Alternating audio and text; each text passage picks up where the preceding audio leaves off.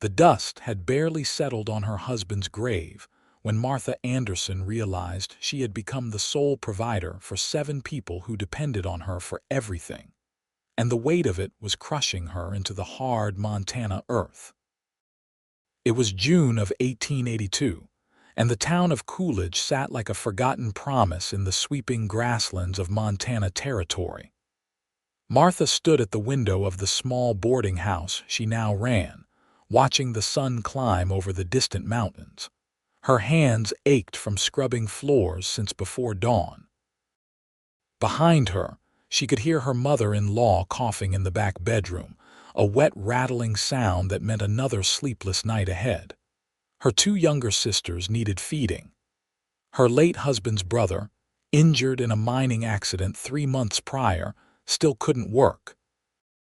And then there were the occasional boarders who expected hot meals, clean sheets, and a smile. She was 24 years old and felt 60. Martha's husband Thomas had died 8 months ago when his horse threw him on an icy road. One moment she'd been a wife with help and partnership. The next she was alone with responsibilities that multiplied like rabbits. The boarding house had been Thomas's idea, a way to make steady income in a town that was growing as the railroad pushed west. Now it was her burden alone.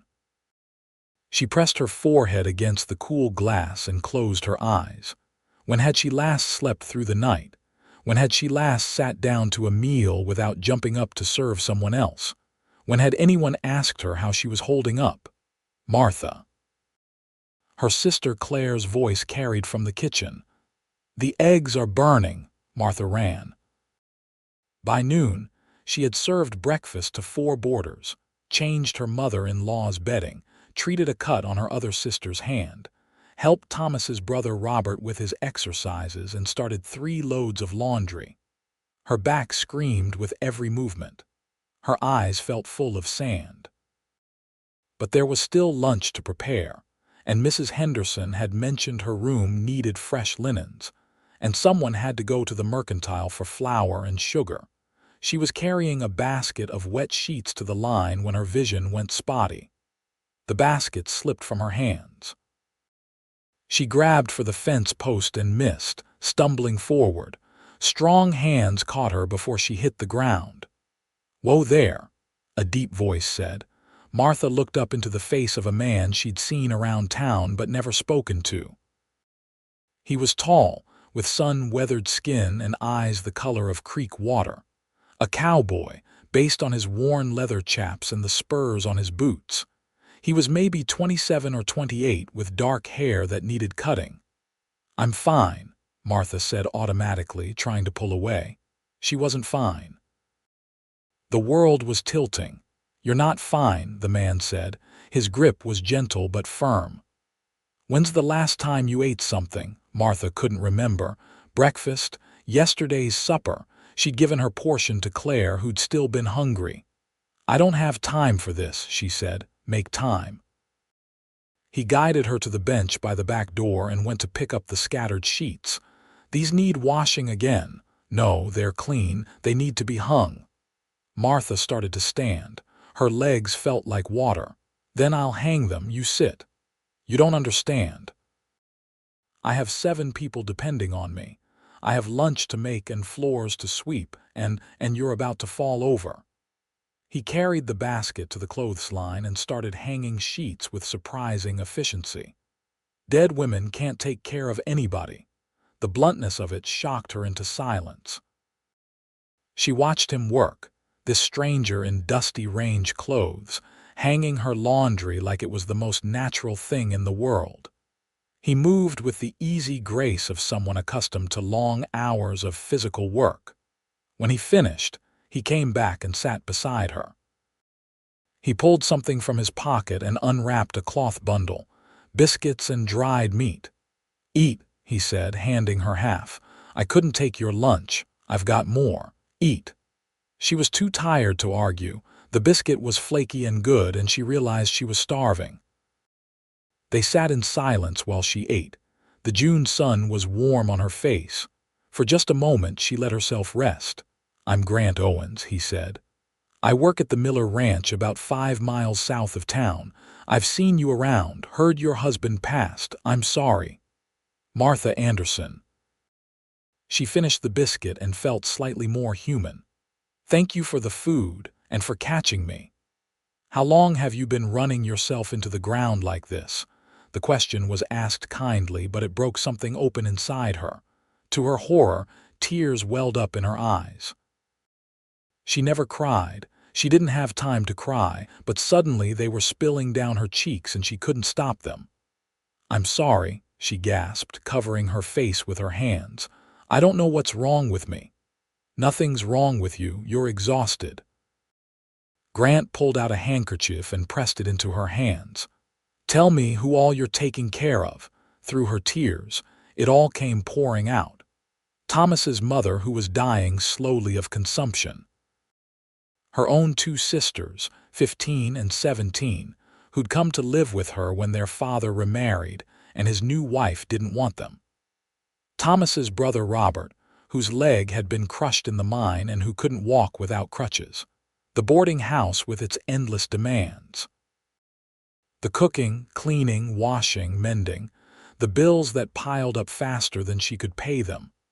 I just need to keep going, she said, wiping her eyes. If I can just keep going, we'll be fine. I can do this. I just need to be stronger. Grant was quiet for a long moment. Then he said, You're already strong, too strong for your own good, maybe, but everyone has limits, Martha. You've found yours. I don't have the luxury of limits. Then you'll break. And then what happens to all those people depending on you? She had no answer for that. She'd been running on willpower and fear for so long that she couldn't see past the next day, the next meal, the next crisis. Grant stood up. I'm coming back tomorrow morning, early. I'm going to help with the heavy work. I can't pay you. Did I ask for payment? Why would you do that? He looked at her with those steady creek-colored eyes. Because you need help and I can give it. Simple as that. He settled his hat back on his head. Now go inside and make yourself some tea. Real tea, hot and sweet, and sit down while you drink it. That's an order. Despite everything, Martha felt a smile tug at her lips. You can't order me around. Just did. There was a hint of warmth in his voice. See you tomorrow, Martha Anderson. He walked away, his spurs jingling softly.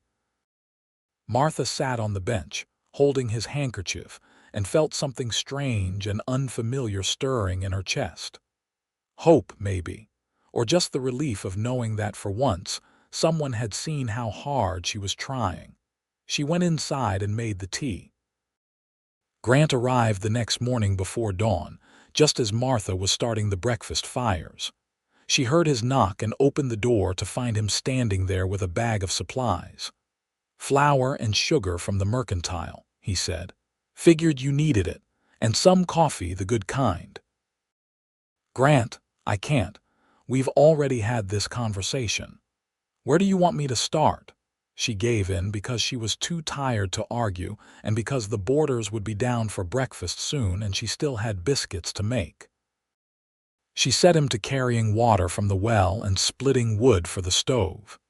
He worked quietly and efficiently while she cooked, and when the boarders came down, he joined them at the table like any other guest. Mrs. Henderson, a widow who'd been boarding with Martha for 3 months, gave Grant a curious look. Are you staying here now, Mr. Owens? Just helping Mrs. Anderson with some heavy work, Grant said. Mr. Pickering, a bank clerk who thought highly of himself, frowned. Is that proper? A single woman and a cowboy. Nothing improper about helping a neighbor, Grant said mildly, but there was steel underneath the words. Seems like the Christian thing to do. Mr. Pickering subsided. After breakfast, Grant fixed the loose board on the back step that Martha had been meaning to get to for weeks. He rehung the gate that sagged. He carried the heavy wash water. When Martha's mother-in-law had a coughing fit, he helped Martha get her comfortable again without flinching at the sickroom smells. You don't have to do this, Martha said when they were alone for a moment. I know. He was fixing a broken chair leg. But I want to. Why? He looked up at her. Because I've been where you are. Not exactly, but close enough. After my parents died, I tried to keep the family farm going while taking care of my younger siblings. Nearly killed myself before I realized I couldn't do it alone. Sometimes accepting help is the bravest thing you can do. What happened to the farm? Had to sell it. It hurt, but it was the right choice. My siblings are grown now, doing well, and I found I liked ranch work better than farming anyway. He tested the chair leg and nodded in satisfaction. Life has a way of working out if you let it. Over the next week, Grant came every morning before his shift at the ranch and often returned in the evening. He never asked for payment or thanks. He just worked, steady and quiet, taking the burden of the heavy tasks off Martha's shoulders. With his help, she found she could breathe a little easier. She could sleep more than 4 hours a night. She could sit down with her sisters and talk like human beings instead of barking orders between tasks. Claire, the 15-year-old, was smitten.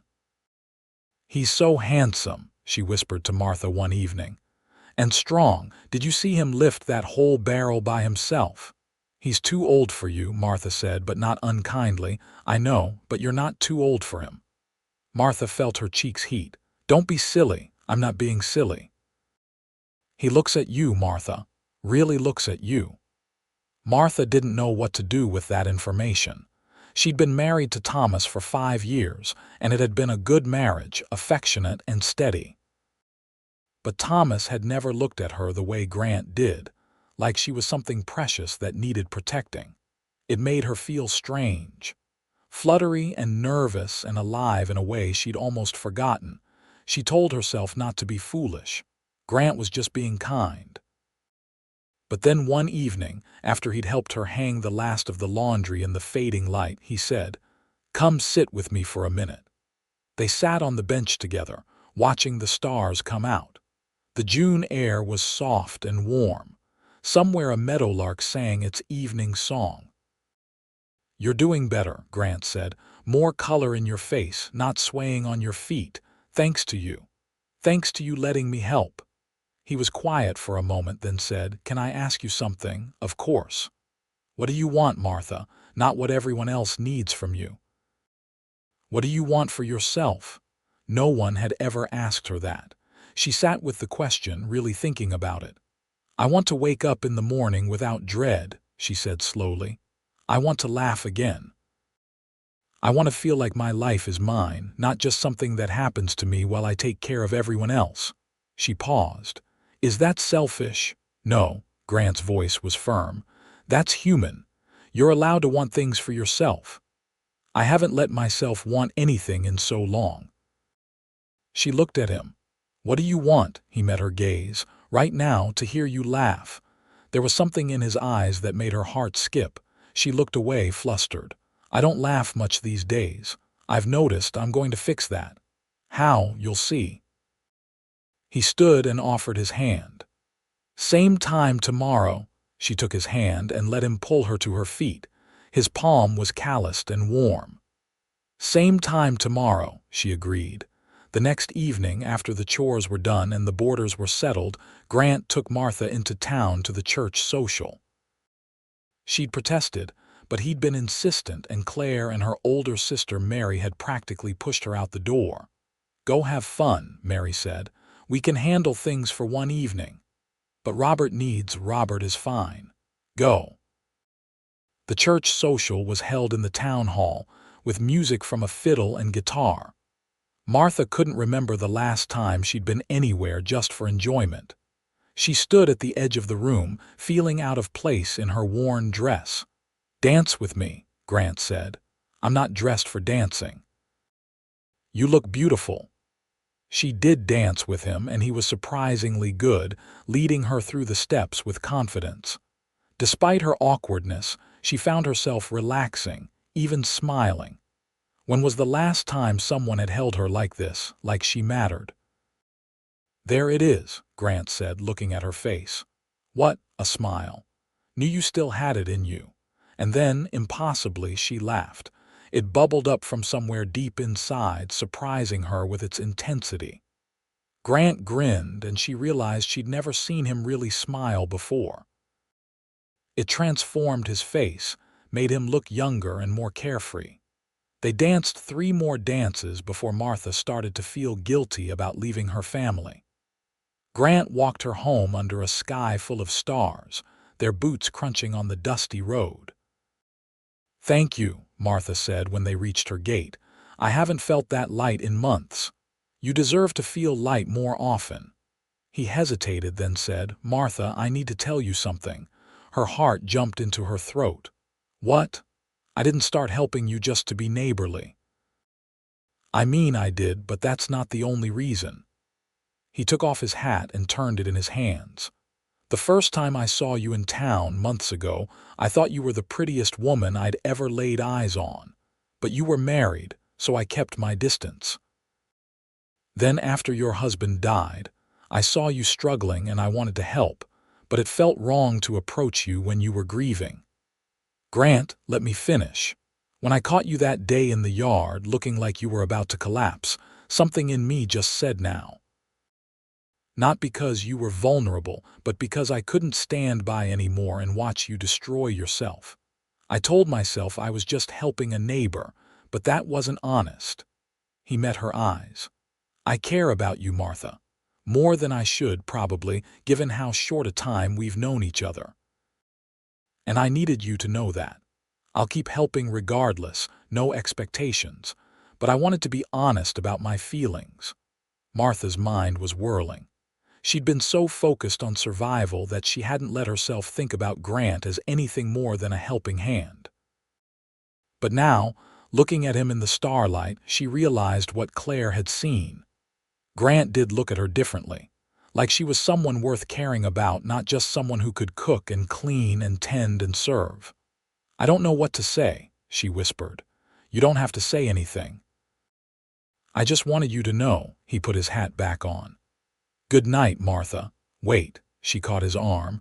"I care about you too. I've been afraid to admit it, even to myself. Thomas has only been gone 8 months. People will talk. Let them talk. It's not that simple. I have responsibilities. A reputation to maintain for the boarding house. My sisters to think about. I know." His voice was gentle. "I'm not asking you to do anything you're not ready for, but when you are ready, if you are ready, I'll be here, however long it takes." She looked at him, this good man who'd appeared in her life like an answer to a prayer she hadn't known she was praying. "You're very patient." "I can be, when it matters." She stood on her toes and kissed his cheek, quick and soft. "Thank you, Grant, for everything." His hand came up to touch where she'd kissed him. "You're welcome." She went inside feeling like a girl again, giddy and hopeful. Claire was waiting up. "Well," she demanded, "did something happen?" "He danced with me, and he told me he cares about me." Claire squealed and grabbed Martha's hands. "I knew it. What did you say?" "That I care about him too, but that I'm not ready for anything more." "Why not? He's wonderful, Martha. He's been helping us for weeks and he never complains and he makes you smile." "It hasn't been a year since Thomas died." Claire's face softened. "Thomas was a good man, but he'd want you to be happy. You know he would." Maybe that was true. Thomas had been practical above all else. He wouldn't have wanted her to mourn forever, but Martha still felt torn between the life she'd had and the life she might have. Grant continued to come every day. They settled into a rhythm, working side by side. He taught her how to fix things so she wouldn't need to call for help every time something broke. She taught him her recipe for bread, which he said was the best he'd ever tasted. They talked while they worked, sharing stories from their lives. Martha learned that Grant had grown up in Missouri, that he loved horses, that he'd once wanted to be a veterinarian but couldn't afford the schooling. Grant learned that Martha had wanted to be a teacher, that she missed her mother who died when she was young, that she sometimes dreamed of a house with a big garden full of flowers. "Why flowers?" Grant asked one day as they weeded the vegetable patch. Because they're beautiful and serve no practical purpose. My whole life has been about practical. I'd like something impractical just once. The next morning, Grant arrived with a bunch of wildflowers. For you, he said, pressing them into her hands. As impractical as it gets. Martha buried her face in the blooms and felt tears prick her eyes. No one had given her flowers in years. They're perfect. As July arrived and the Montana summer heat settled over Coolidge, Martha's mother-in-law took a turn for the worse. The consumption that had been slowly claiming her for months suddenly accelerated. Martha spent long nights at her bedside, trying to keep her comfortable. Grant sat with her sometimes, just for company in the dark hours. "You should go home and sleep," Martha said one night. "You have work tomorrow, so do you." He was whittling a small piece of wood, his knife making soft scraping sounds. "Besides, it's easier to sit with death when you're not alone. You've seen a lot of death, my share, my parents, friends in accidents. It's the way of things out here." He blew shavings from the wood. "But that doesn't make it easy." "No," Martha agreed, adjusting the damp cloth on her mother-in-law's forehead. "Nothing about this is easy. Thomas's mother, whose name was Helen, died on a Tuesday morning just as the sun was rising." She went peacefully with Martha holding her hand. Grant was there too, and after Helen took her last breath, he held Martha while she cried. "I didn't love her," Martha said through her tears. "She was hard and critical and never thought I was good enough for Thomas, but I took care of her. I tried." "You did more than try. You gave her dignity and comfort at the end. That's no small thing." They buried Helen next to Thomas in the small cemetery on the hill. The funeral was sparsely attended. Helen hadn't been well liked. But Grant stood beside Martha through the whole service, a solid presence at her side. After the funeral, Robert came to Martha with an announcement. "My brother in Colorado has written. He's offered me work at his store. Bookkeeping, something I can do sitting down. I think I should go." Martha felt a rush of relief so strong it shamed her. "When?" "Next week, if that's all right. I know you've been taking care of me and I appreciate it, but it's time I got out of your way." "You're not in my way." "I am, and we both know it." Robert smiled sadly. "You're a good woman, Martha. Better than our family deserved. Be happy, won't you? Thomas would want that." After Robert left for Colorado, the house felt emptier but also lighter. There were fewer people to cook for, fewer needs to meet. Martha's sisters were becoming more independent, taking on more of the household work without being asked. The boarding house was running smoothly with only 3 regular boarders now, and they were all pleasant people who caused no trouble. For the first time in months, Martha had time to breathe. Time to think, time to feel. "You look different," Grant said one evening in early August. They were sitting on the porch watching fireflies dance in the gathering dusk. "Different how?" "Lighter. Like you're not carrying the whole world on your shoulders anymore." "I'm not, thanks to you." She looked at him. "You've given me my life back, Grant. I don't know how to thank you for that. I can think of a way." He took her hand, his thumb brushing over her knuckles. "Let me court you proper. Let me take you to dinner, to church, to dances. Let me bring you flowers and make you laugh and show you that life can be more than just surviving. People will talk. They are already talking. Mrs. Henderson told me yesterday that half the town thinks we're secretly married already." Martha laughed. "She didn't. She did." "I didn't correct her." "Grant Owens, you're terrible." "Is that a yes?" She thought about all the reasons she should say no. She'd only been widowed for 9 months. She had her sisters to think about. She had a business to run. But underneath all those practical concerns was a simple truth. She wanted this. She wanted Grant. She wanted the chance to be happy. "Yes," she said. "It's a yes." His face lit up like sunrise. He raised her hand to his lips and kissed it gently. "You won't regret this." "I better not." They courted through August and September, taking things slow but steady. Grant took Martha to a traveling show that came through town, a spectacle of rope tricks and sharpshooting that made her gasp and applaud like a child. They went on picnics by the river, just the two of them, where they could talk without interruption. He brought her little gifts, a book of poetry, a pretty hair comb, once a jar of honey from a wild hive he'd found. She made him his favorite meals and mended his clothes and listened to his stories about the ranch. They also talked about practical things, because both of them were practical people at heart. Martha was honest about her finances, which were tight but stable. Grant was honest about his wages, which were modest but reliable. They talked about what they wanted from life, what they hoped for, what they feared. "I'm afraid I'm not enough for you," Martha admitted one day. "I'm not exciting or adventurous. I'm just a boarding house keeper." "You're the strongest person I know," Grant said, "and you're plenty exciting to me. I'm afraid you'll get tired of me, that you'll realize I'm just ordinary. Martha." He cupped her face in his hands. "You are many things, but ordinary isn't one of them. You've survived things that would have broken most people. You've kept your kindness and your sweetness despite everything. That's not ordinary. That's extraordinary." In October, when the aspens were turning gold on the mountainsides, Grant asked Martha to marry him.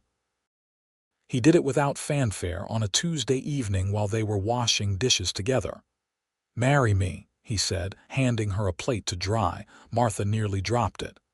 "What? Marry me? I love you. I want to spend my life with you. I want to help you run this boarding house and raise your sisters and build something together." He took the plate from her shaking hands and set it aside. "I know it's fast. I know people will talk. But I'm sure about this, Martha.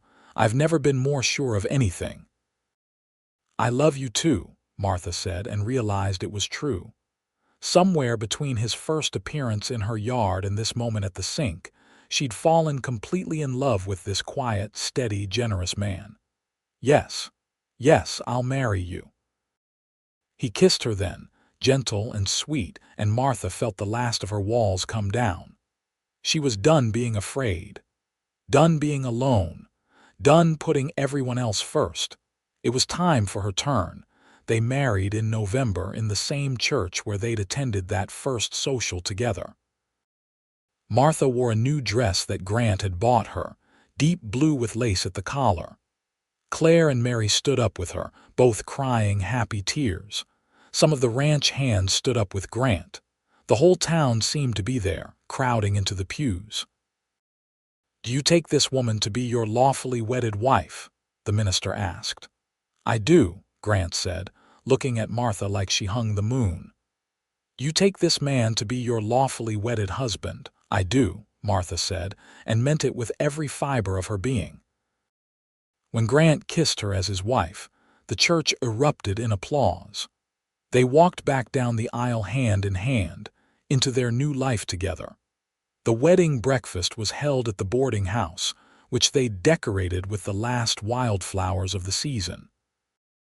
Everyone ate and danced and celebrated. Mrs. Henderson cried and said she knew it would happen.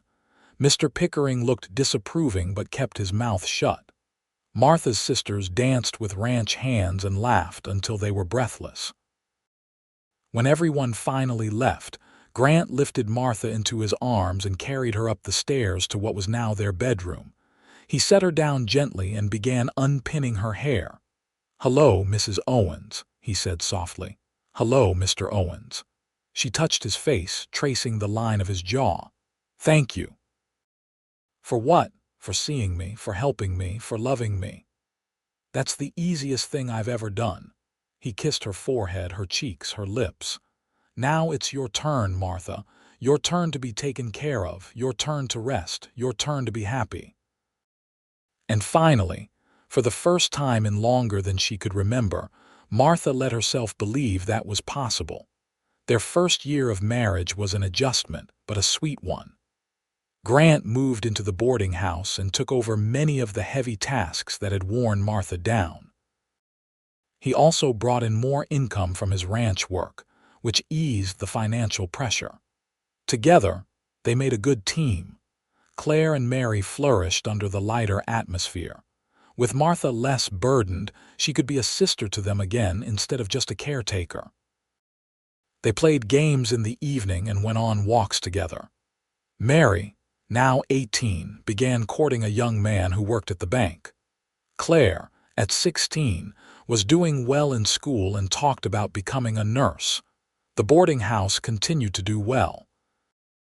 Word spread that the Owens ran a clean, comfortable establishment with good food and honest prices. They were often full, but Martha no longer felt overwhelmed by the work. With Grant beside her, everything felt manageable. In the spring of their first year of marriage, Martha realized she was pregnant. She told Grant on a sunny April morning while they were working in the garden she'd finally planted full of flowers, impractical and beautiful. "I'm going to have a baby," she said. Grant dropped his shovel and swept her into his arms, spinning her around until she was dizzy and laughing. "When? October, I think. A baby." He set her down but kept his arms around her. "Our baby. Are you happy?" "Happy doesn't begin to cover it." He kissed her soundly. "But you have to take it easy. No more heavy lifting. No more working yourself to exhaustion." "Grant, I'm pregnant, not fragile." "I don't care. Promise me you'll rest when you need to. Promise me you'll let me take care of you." She saw the worry in his eyes and understood it. Life out here was hard and childbirth was dangerous, but she wasn't afraid, not with Grant beside her. "I promise," she said. "We'll take care of each other." The pregnancy progressed smoothly. Martha felt tired and sick for the first few months, but Grant was patient and attentive, bringing her ginger tea and crackers, rubbing her feet when they swelled. Mary and Claire fussed over her like mother hens. Even the boarders were kind, offering to help with tasks when they saw her struggling. "You're loved," Grant told her one evening as they sat together on the porch, his hand on her growing belly. "Do you know that? You spent so long taking care of everyone else that you forgot you were worth taking care of. But everyone in this house loves you, Martha. Everyone in this town. You've earned that." Martha leaned against his shoulder, feeling the baby kick inside her. "I never wanted to be loved, I just wanted to survive." "You did more than survive. You built a life, a good life." He kissed the top of her head. "And now we're going to build on it together." In October, on a cool evening with the first hint of winter in the air, Martha went into labor. Grant fetched the midwife, a capable woman named Mrs. Thompson, who delivered half the babies in Coolidge. Mary and Claire boiled water and prepared clean linens. Grant wanted to stay with Martha, but Mrs. Thompson shooed him out. "Let me stay," Martha gasped during a contraction. "I want him here." Mrs. Thompson looked scandalized but relented. Grant held Martha's hand through the long night, murmuring encouragement, wiping her forehead with a cool cloth. When the pain was at its worst and Martha was sure she couldn't go on, he leaned close and whispered, "You can do this. You're the strongest person I know. Just a little longer." Their son was born just before dawn, crying lustily and perfect in every way. They named him Thomas, after Martha's first husband, because Grant said it was the right thing to honor the past while building the future. "He's beautiful," Martha said, exhausted and elated, cradling the baby against her chest. "He looks like you." Grant touched the baby's tiny hand and Thomas gripped his finger with surprising strength. "Hello, little man, I'm your papa." Watching them together, Martha felt a peace she'd never known. This was what she'd been surviving for. This moment, this family, this love. Recovery was slow but steady. Grant took 2 weeks off from the ranch to help with the baby and the boarding house. Mary and Claire were besotted with their nephew, fighting over who got to hold him. The boarders cooed over Thomas and left little gifts, hand-knit blankets and carved toys. "I never knew I could be this happy," Martha told Grant one night as they lay in bed, Thomas sleeping peacefully in his cradle beside them. You deserve all the happiness in the world." Grant pulled her close. "And I'm going to spend the rest of my life making sure you have it." The years that followed were good ones. Thomas grew into a bright, curious boy with his mother's eyes and his father's steady temperament. The boarding house thrived, becoming known as one of the best in Montana territory. Mary married her bank clerk and moved into a house just down the street. Claire went to nursing school in Helena and came back to work at the Coolidge Hospital. When Thomas was 3, Martha had another baby, a daughter they named Grace. 2 years after that came another son, James. The house was full of noise and laughter and life. It was also full of work, but now the work felt different. It felt like building something instead of just surviving. Grant proved to be an excellent father, patient and playful. He taught Thomas to ride and rope. He brought Grace wildflowers and called her his princess. He carried James on his shoulders and sang him silly songs. And through it all, he never stopped taking care of Martha, never stopped making sure she had time to rest, time to pursue her own interests, time to simply be. "You ever regret it?" Martha asked him one evening when they were both in their 30s and the children were finally asleep. Taking on a widow with all her complications. "Never." He pulled her into his arms. "You're the best thing that ever happened to me, Martha Owens. You and these babies and this life we've built. I wouldn't change a single thing. Not even the leaky roof last winter. Well, maybe that." He grinned. "But everything else is perfect." They stayed in Coolidge as Montana transitioned from territory to state in 1889. They watched the town grow and change, saw the railroad bring new opportunities and new people. The boarding house eventually became too much work with 3 children, so they sold it and bought a small ranch on the outskirts of town.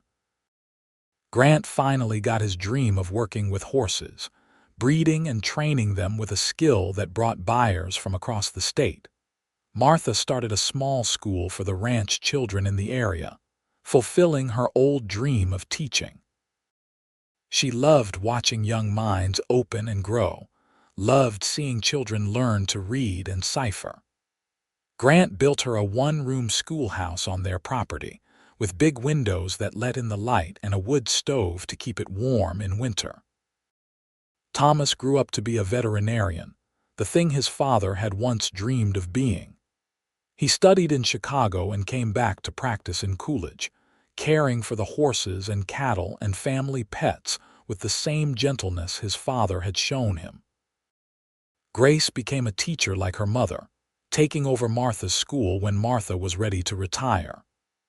James, the youngest, surprised everyone by becoming a writer, penning stories about the Montana frontier that were published in magazines back east. "You did good," Grant told Martha on their 20th wedding anniversary. They were sitting on the porch of the ranch house, watching the sunset paint the mountains pink and gold. "Look at those kids. Look at the life we built." "We did good," Martha corrected. "I couldn't have done any of it without you. That day I caught you in the yard about to fall over. I thought you were the most beautiful thing I'd ever seen, but also the saddest. You looked like you'd forgotten how to hope." He took her hand. "I'm glad I could give that back to you. You gave me more than hope. You gave me everything." Martha squeezed his hand. "You saved my life, Grant Owens, in every way a person can be saved. Now it's your turn," he'd said all those years ago, and he'd meant it. Every day of their marriage, he'd made sure Martha knew she was cherished. He'd carried the heavy loads, both literal and figurative. He'd given her space to breathe and grow and become more than just a woman who served others. He'd loved her with a steadiness that never wavered. And she'd loved him back with all the fierce devotion of a woman who knew what it meant to be seen and chosen and treasured. They grew old together on that Montana ranch, surrounded by their children and eventually their grandchildren. Thomas brought his family to Sunday dinners. Grace lived close by with her husband and 4 children. Even James came home often between his travels, bringing stories and books and laughter.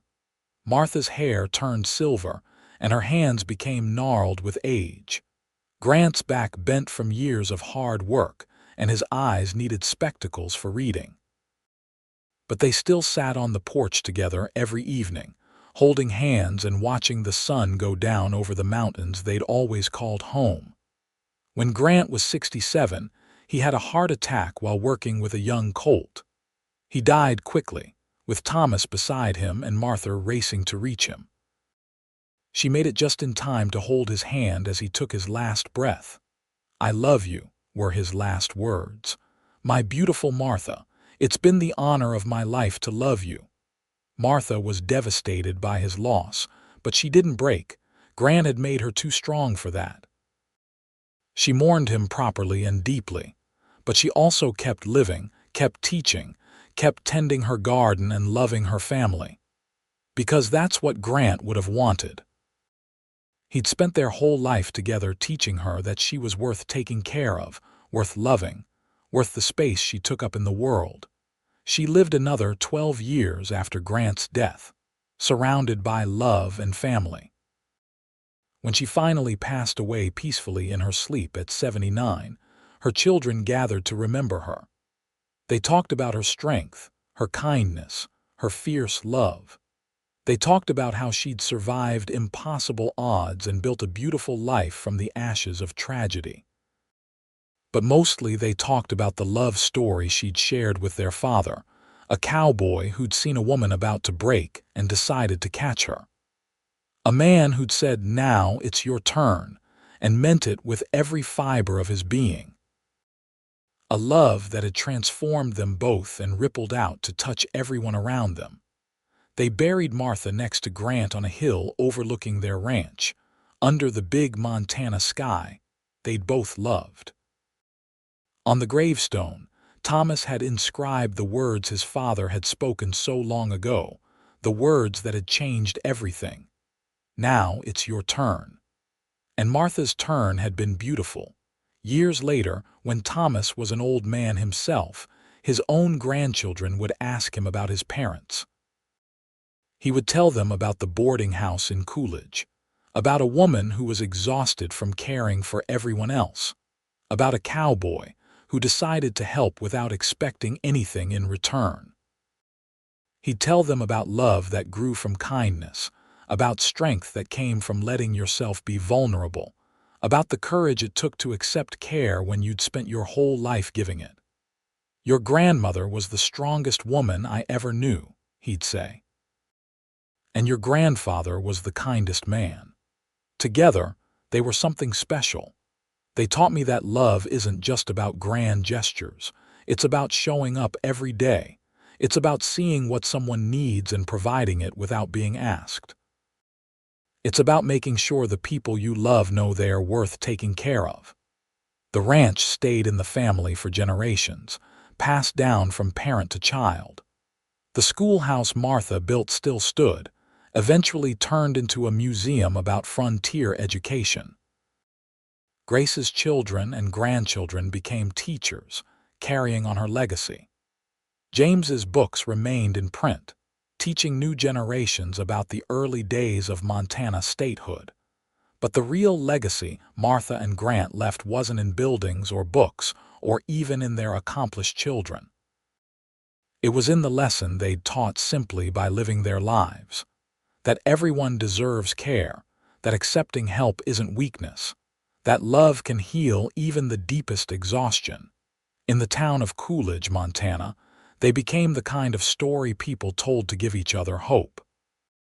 The story of a woman who'd been drowning in responsibility and a cowboy who'd thrown her a lifeline. The story of a love built on mutual respect and genuine care. The story of 2 people who'd found each other at exactly the right moment and built something beautiful together.